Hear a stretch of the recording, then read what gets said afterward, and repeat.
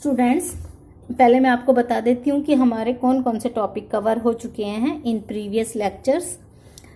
The French revolution and the idea of nation, the making of nationalism in Europe, the age of revolution 1830 and 1848, the making of Germany and Italy, and today we will discuss the strange case of Britain, visualizing the nation and nationalism and imperialism.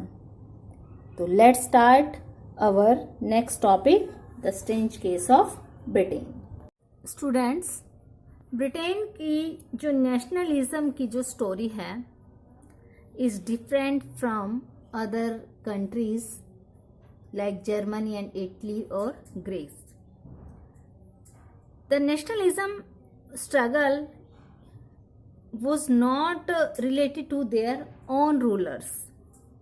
अपने देश के mostly जो हम countries के discuss कर चुके हैं, Germany का, इटली का, उनमें नेशनलिज्म का जो स्ट्रगल जो रिवोल्यूशनरीज ने, जो सिटीजन्स ने फेस किया है, वो अपने ही कंट्री के रूलर्स के अगेंस्ट किया है. But in case of Britain the story is different, कुछ अलग सी है. Before 18th century it was not a nation state, जिसको आज हम ब्रिटेन बोलते हैं. ये कोई नेशन स्टेट नहीं था, जिसको आज हम द ग्रेट ब्रिटेन के नाम से जानते हैं, द यूनाइटेड किंगडम के नाम से जानते हैं. ये इस तरह का कोई रीजन नहीं था before 18th. There were different independent country, England, Scotland and Ireland. अलग अलग कंट्री थे. इंग्लैंड में पॉपुलर लैंग्वेज इंग्लिश स्पीकर्स थे, वो लिव करते थे. स्कॉटलैंड में स्कॉटिश एंड आयरलैंड में आयरिश. इस तरह की उनकी अपनी अपनी आइडेंटिटी थी. Constant growth in power helped English nation to extend their control over other nation and islands. लेकिन भाग्यवश इन तीनों में से, तीनों जो अलग अलग एरियाज थे, England, Scotland and Ireland, England was economically and जिसको हम कह सकते हैं कि पॉलिटिकल भी, दोनों तरीके से ये पावरफुल था. और इसी वजह से उसने अपने जो नेबरिंग नेशन थे उन पर कंट्रोल करना स्टार्ट कर दिया, अपनी पावर को एक्सटेंड करना स्टार्ट कर दिया, जो आइलैंड्स थे या जो नेशन थे उन पर. अब सबसे पहले in 1707 an act of union was formed between England and Scotland by the United Kingdom of Great Britain. दोनों कंट्रीज के बीच में यूनियन हुआ, इंग्लैंड, और एक्ट ऑफ यूनियन पास हुआ. The England was able to impose its influence on Scotland, और जिसी की वजह से 1707 एक्ट ऑफ यूनियन की वजह से इंग्लैंड था वो स्कॉटलैंड में अपना जो प्रभाव था उसको इम्पोज करने में योग्य हो गया. The British parliament was henceforth dominated by it's English member. और जो ब्रिटिश पार्लियामेंट बना, ब्रिटिश पार्लियामेंट, उसमें वो सिर्फ इंग्लिश मेंबर के द्वारा ही डोमिनेटेड रही. देयर आइडेंटिटी मीन्स स्कॉटलैंड के जो पर्सन थे, स्कॉटिश, उनकी जो आइडेंटिटी थी अब धीरे धीरे खत्म हो चुकी थी. And systematically suppressed by the English. और जो इंग्लिश पर्सन थे उनके द्वारा उनकी जो आइडेंटिटी थी उसको खत्म कर दिया गया. The Scottish Highlanders were forbidden to speak their Gaelic language और वर देयर नेशनल ड्रेस। यहाँ तक कि अब वो अपनी लैंग्वेज, अपने कल्चर, अपनी नेशनल ड्रेस, हर चीज को भूल चुके थे। Same as in the other country, England ने सेम जैसे 1707 में स्कॉटलैंड को अपने इंग्लैंड में इनकॉर्पोरेट किया है एक्ट ऑफ यूनियन के थ्रू, सेम ऐसे ही अदर कंट्रीज के साथ में हुआ। Ireland suffered a similar fate, same England Scotland की तरह आयरलैंड को भी इस तरह का फेस करना पड़ा। It was a country deeply divided between Catholic and Protestant, लेकिन आयरलैंड में क्रिश्चियन रिलीजन की दो कम्युनिटी लिव करती थी, Catholic and Protestant. The English help the Protestant of Ireland to establish their dominance over a largely Catholic country. लेकिन इसमें क्या थी कि जो कैथोलिक, जो प्रोटेस्टेंट थे उनको इंग्लिश सपोर्ट करते थे और कैथोलिक जो थे उनके अगेंस्ट थे, जिसकी वजह से Catholic revolt against British dominance were suppressed, कि जो ब्रिटिशर्स ने जो कैथोलिक के द्वारा जो डोमिनेंस हो रहा, जो ब्रिटिश के द्वारा जो डोमिनेंस हो रहा था उसके अगेंस्ट रिवोल्ट किया। तो यहाँ तक आप बेटा समझ गए होंगे कि यहाँ जो नेशनलिज्म की एक तरह से लड़ाई है वो अपने कंट्री के रूलर के साथ में नहीं है, इसमें इंग्लैंड है वो अपने नेबरिंग कंट्री पर कंट्रोल करना चाहता है, जो अदर नेशन है उनको अपने अंडर कंट्रोल करके अपनी पावर को एक्सटेंड करना चाह रहा है। तो 1688 में इंग्लैंड ने अपने नेशन स्टेट एक पार्लियामेंट, जो मोनार्की सिस्टम है उसको ख़त्म करके, और इंग्लिश पार्लियामेंट यहाँ पर जो है उसने अपनी पावर को टेक ओवर कर लिया है। उसके बाद 1707 में एक्ट ऑफ यूनियन की वजह से स्कॉटलैंड को इंग्लैंड में इनकॉर्पोरेट कर दिया, इंग्लैंड में मिला दिया गया। और एक तरह से जो स्कॉटिश का अपना जो लैंग्वेज है, जो उनकी अपनी कल्चर है, जो उनकी अपनी जो आइडेंटिटी है वो पूरी तरह से सप्रेस्ड हो चुकी है, ख़त्म हो चुकी है, वो अपनी आइडेंटिटी को भूल चुके हैं। इसके बाद हम बात करते हैं the other neighbouring country Ireland की। तो हमने देखा कि आयरलैंड भी स्कॉटलैंड की तरह ही प्रॉब्लम्स फेस कर रहा था अगेंस्ट इंग्लैंड, क्योंकि आयरलैंड में दो तरह की कम्युनिटी हैं, कम्युनिटी थी कैथोलिक एंड प्रोटेस्टेंट। कैथोलिक थे वो इंग्लैंड के अगेंस्ट थे और प्रोटेस्टेंट थे वो इंग्लैंड को सपोर्ट कर रहे थे, मीन्स इंग्लिश को सपोर्ट कर रहे थे। आफ्टर फेल्ड रिवोल्ट, जब कैथोलिक ने ब्रिटिश डोमिनेशन के अगेंस्ट रिवोल्ट किया और वो फेल हो गए, तो क्या हुआ? After failed revolt led by Wolfe Tony, जो रिवोल्ट था कैथोलिक जो अगेंस्ट ब्रिटिश डोमिनेंस के अगेंस्ट जो रिवोल्ट कर रहे थे, उस रिवोल्ट का लीडर कौन था? Wolfe Tony and his United Irishman, जो एक आयरिशमैन था जो कंट्री को यूनाइटेड करना चाहता था, जो आयरलैंड को एक इंडिपेंडेंट नेशन, एक नेशन स्टेट के रूप में डेवलप करना चाहता था। But in 1801 Ireland was forcibly incorporated into England, लेकिन जो आयरलैंड था उसको जो यूनाइटेड किंगडम में इनकॉर्पोरेट कर दिया गया। जो स्कॉटलैंड को इनकॉर्पोरेट करने के बाद में जो यूनाइटेड किंगडम बना, उसमें आयरलैंड को इनकॉर्पोरेट कर दिया। मतलब पहले इंग्लैंड ने अपने अंदर 1700 एक्ट ऑफ यूनियन में के थ्रू 1707 में स्कॉटलैंड को इनकॉर्पोरेट किया।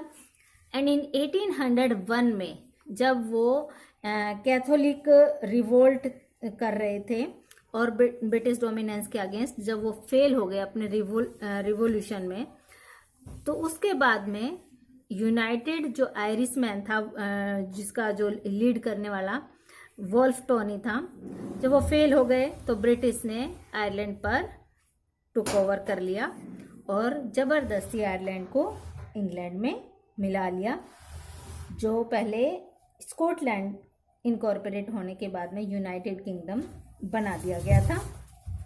A new British nation was forced through the propagation of A dominant English culture, और एक नया ब्रिटिश नेशन डेवलप हो गया जो एक इंग्लिश कल्चर के थ्रू ही डोमिनेट हो रहा था।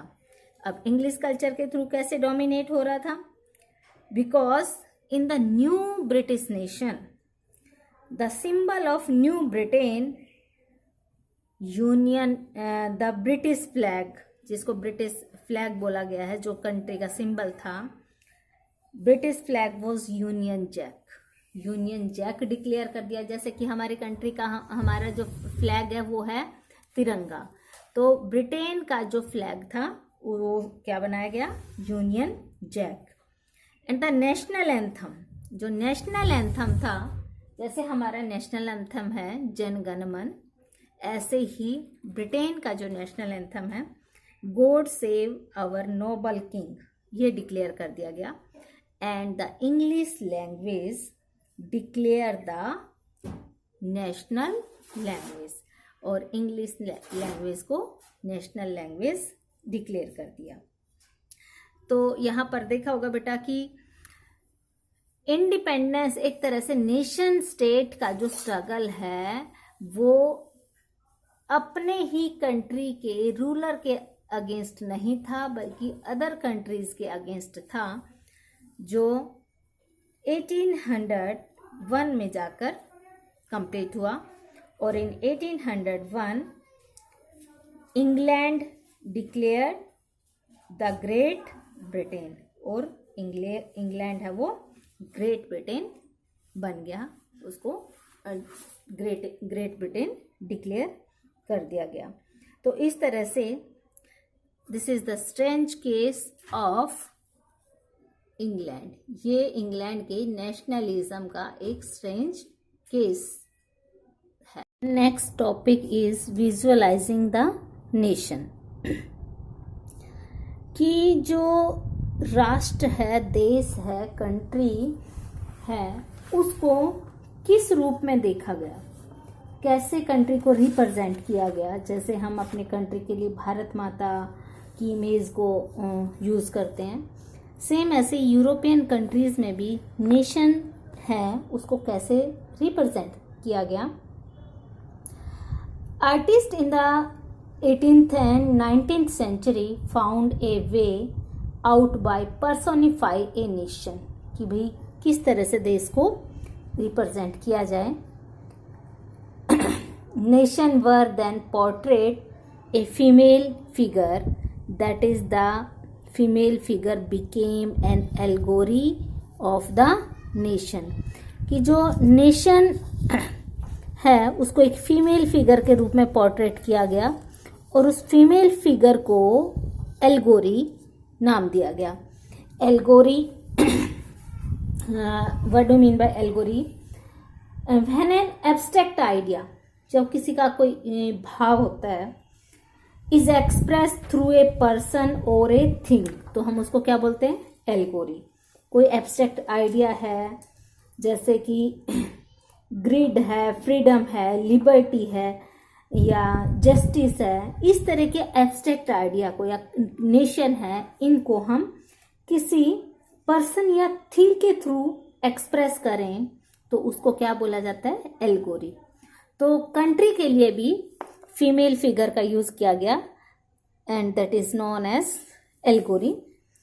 द एट्रीब्यूट्स ऑफ लिबर्टी, जैसे कि ये ऑल दीज आर एल्गोरी, जैसे लिबर्टी के लिए रेड कैप, ये बेटा हम फ्रांस की बात कर रहे हैं कि विजुअलाइजिंग द नेशन, देश को, फ्रांस कंट्री को किस तरह से रिप्रेजेंट किया गया सिटीजन्स के सामने।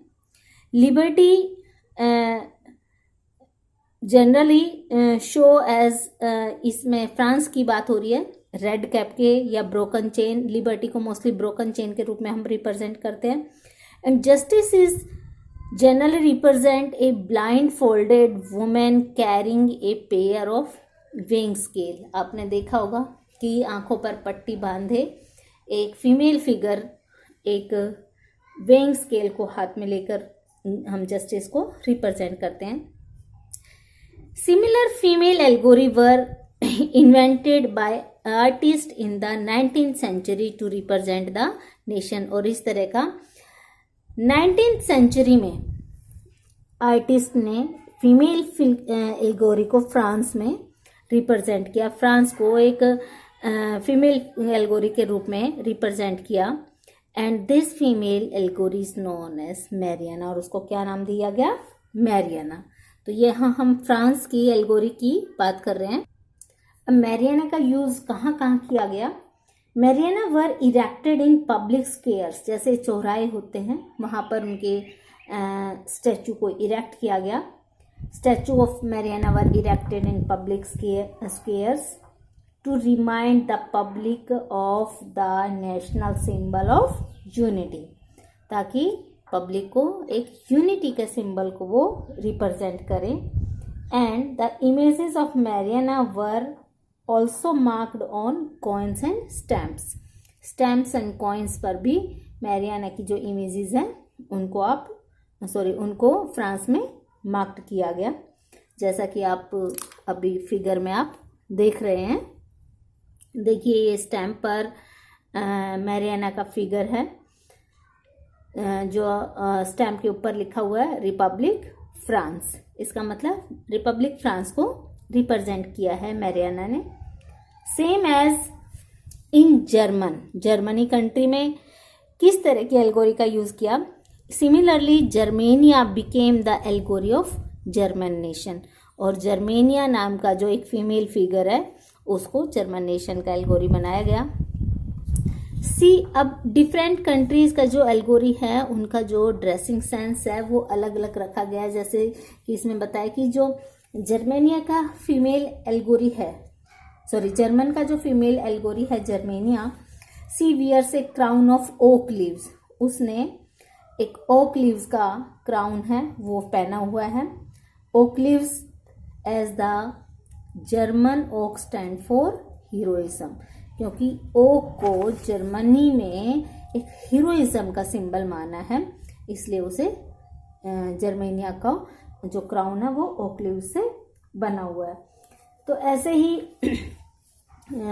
जो मैरियाना है, मैरियाना को भी रेड कैप, जो ट्राई कलर, इस तरह के जो सिंबल्स यूज किए गए थे, ब्रोकन चेन, तो मैरियाना का भी जो एक ड्रेसिंग सेंस है वो रेड कैप उसको डाली गई है, ट्राई कलर और द कोकेड उसको पहनाया गया है। ये इस तरह से फ्रांस के मैरियाना का जो ड्रेसिंग सेंस है वो अलग देखने को दिखाई दिया है, और जर्मनी का जो जर्मेनिया है उसका ड्रेसिंग सेंस है वो अलग है। तो these were the allegories used और visualize the nation to represent the nation.